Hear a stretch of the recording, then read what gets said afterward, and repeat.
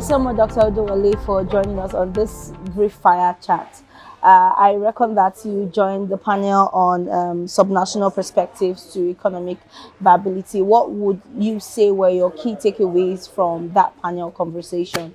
Hi, it's good to be here. So it was an interesting conversation with the Excellencies, Governor of Kaduna State, Governor of Edo State, and Governor of Gombe State, talking about viability of states.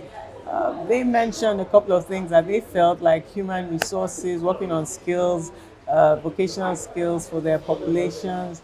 They mentioned infrastructure, and I dwelt on the business climate, and in particular, public and civil servants, efficiency and transparency of public service delivery at the subnational level. We have the Executive Order 1 at the federal level, which Kwara State has domesticated. And I was asked if there was one thing I would say to governors in May next year, 2023, if there was one thing I was to ask them to do, that would be to implement that executive order, domesticate it and implement it, because we need our regulators to be enablers for the private sector. We need small and medium-sized enterprises, micro, small and medium-sized enterprises. In fact, we have nano businesses all across the country. As we all know, almost 50% of our GDP is made up of MSMEs, and they have over 84% of all jobs to their credit, all job creation to their credit. So it's important that we make sure that their interface with government is much smoother, much more enabling. So while all the reasons are viable, I also talked about land use reform, well, property registration, and how that ties into access to credit.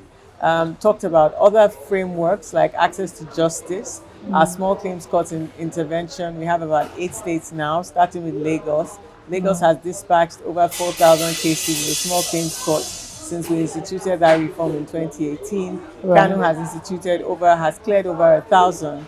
And we have 6 other states, the latest being Rivers State, that has implemented their small claims court. So these are some of the interventions. We also talked about, in terms of infrastructure, one of the catalysts will be broadband.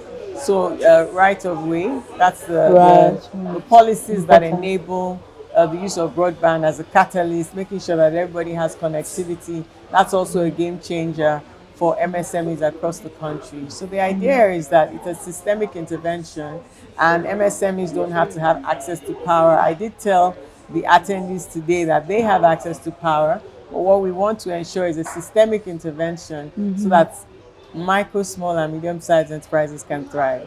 All right, thank you so much for all of the interventions and expectations really for the incoming government, which will definitely enable businesses to thrive. And once the businesses are able to, stand on their feet, then they necessarily won't be looking for every single thing that they need from the hands of the government. But thank you so much for all you do and all you keep doing within the PEBEC space. Thank you. Thank you. You're welcome. Yes, Pleasure to be here.